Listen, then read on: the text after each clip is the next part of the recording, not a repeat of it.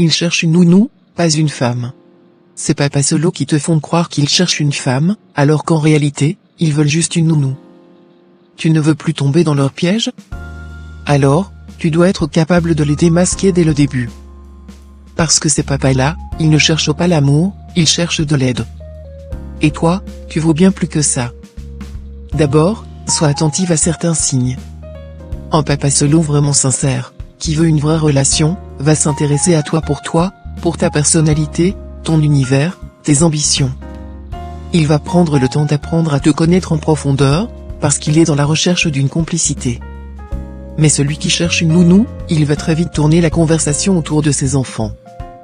Pas que ce soit mal d'en parler, mais lui, il va insister un peu trop sur son rôle de père.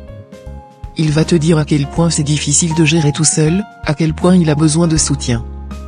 Et c'est là que tu dois te méfier.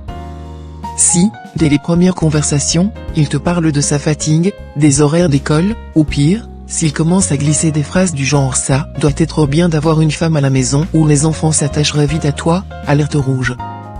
Ce n'est pas de l'amour qu'il cherche, c'est une aide ménagère, une nounou gratuite.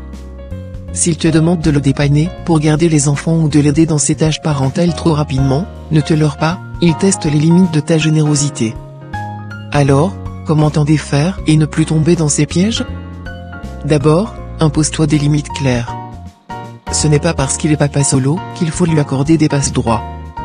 Pose-lui des questions sur ses vraies intentions, sur ses attentes dans une relation. Un homme qui cherche une nounou va vite être mal à l'aise quand tu parleras de construction de couple et de vision de l'avenir. Ensuite, observe son comportement lorsque tu refuses d'être disponible pour ses enfants. Un papa qui veut une femme, et non une nounou, respectera ton espace et tes limites. Celui qui cherche une aide, par contre, va commencer à se plaindre, à te faire culpabiliser. Enfin, rappelle-toi une chose, tu n'es pas là pour élever ses enfants à sa place. Si tu veux t'impliquer dans sa vie familiale, c'est ton choix, mais ne le fais que si tu sens que la relation est d'abord et avant tout un vrai partenariat amoureux. Tu mérites un homme qui te considère comme son égal, qui cherche à construire avec toi, pas quelqu'un qui profite de ta générosité ou de ta douceur pour combler ses lacunes parentales. Ne te laisse pas berner par ces fausses promesses d'amour qui cachent des attentes disproportionnées.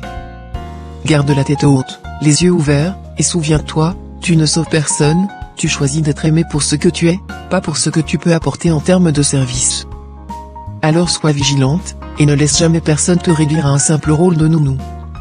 Voilà, j'espère que ça te parle. Le but ici, c'est de te rappeler que tu vaux bien plus que des services qu'on pourrait te demander et que tu mérites une vraie relation, équilibrée, fondée sur l'amour et le respect. Gratitude.